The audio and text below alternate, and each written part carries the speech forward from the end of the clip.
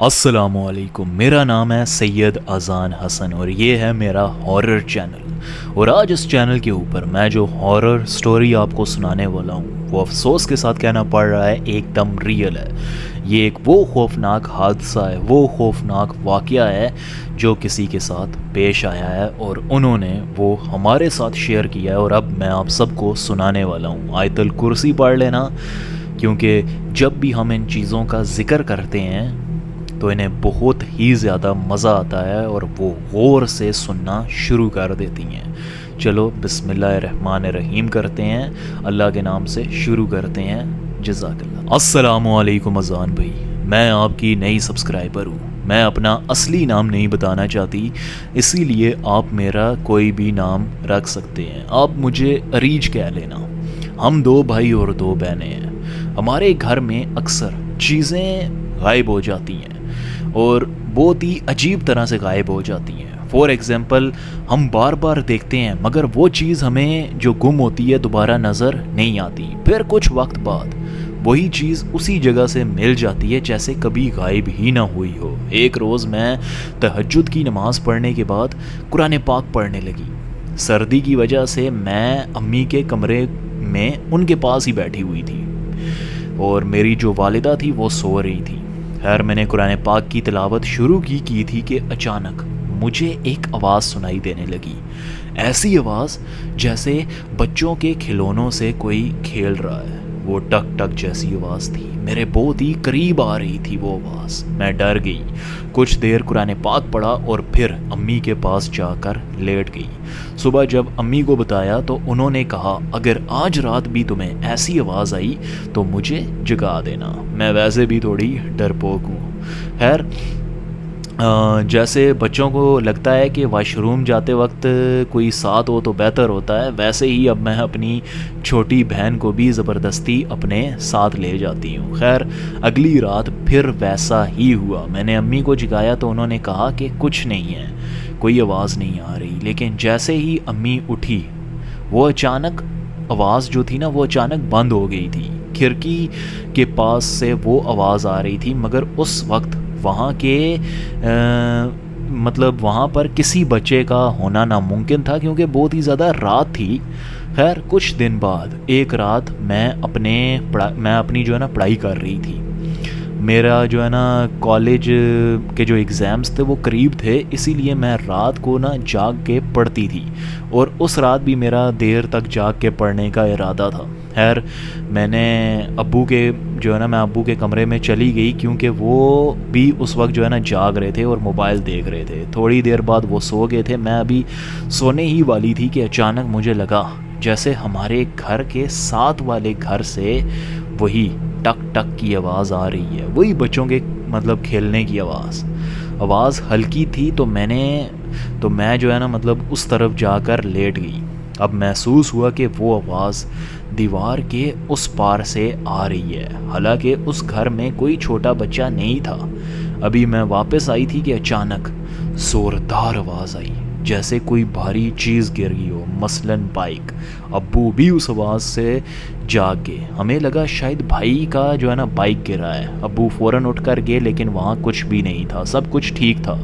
یقین جانیے، ابو نے کہا شاید باہر سے آواز آئی ہو، مگر ہمیں یقین تھا کہ آواز ہمارے گھر کے اندر سے ہی آئی ہے۔ اب اذان بھائی، ایسا ہو سکتا ہے کہ اتنی اونچی آواز آئے اور کچھ گرا ہو اور نظر بھی نہ آئے، تو یہ عجیب نہیں لگے گا آپ کو؟ خیر، یہ بہت ہی زیادہ عجیب تھا۔ میں خاموش رہی اور واپس آ کر سو گئی۔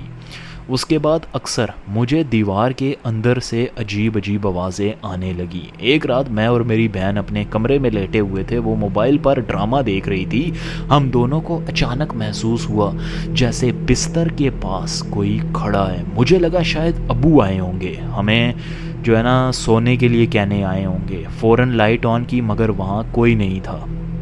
खैर हमें ऐसा महसूस हुआ जैसे खिड़की के बाहर से सफ़ेद रोशनी तेज़ से गुजरी हो। हम दोनों खौफज़दा हो गई और भागकर अम्मी के पास चली गई। अम्मी ने कहा शायद बाहर सड़क से कोई गुज़रा हो, बाइक या गाड़ी, और उसी की जो है ना लाइट अंदर आ गई हो। लेकिन अब दोनों ने एक दूसरे की तरफ जो है ना हमने एक दूसरे की तरफ देखा, क्योंकि हमें यकीन था वो रोशनी आम रोशनी नहीं थी बल्कि कोई और चीज़ थी जो हमारे बिल्कुल करीब से गुजरी थी। कुछ दिन बाद की बात है, मैं और मेरी कज़न्स जो मेरी तरह ही दिखती हैं एक ही कमरे में हम सो रही थी। सब लोग हमें अक्सर जुड़वा बहनें भी समझ लेते थे। खैर क्योंकि हमारे चेहरे और अंदाज़ बहुत ही ज़्यादा मिलते थे, इसीलिए हम दोनों आपस में बेहतरीन दोस्त भी थी। रातों को हम अक्सर जो है ना हॉरर फिल्म्स या हॉरर कहानियाँ देखते थे और सुनते भी रहते थे। लेकिन उस रात ना हमने कोई फ़िल्म देखी ना कोई कहानी सुनी, बस इधर उधर की बातें करते हमें नींद आ गई। खैर मैं गहरी नींद में थी कि अचानक मेरी कज़न ने मुझे ज़ोर से झंझोड़ा। वो डरी हुई थी और बोली, तुम मुझे क्यों तंग कर रही हो?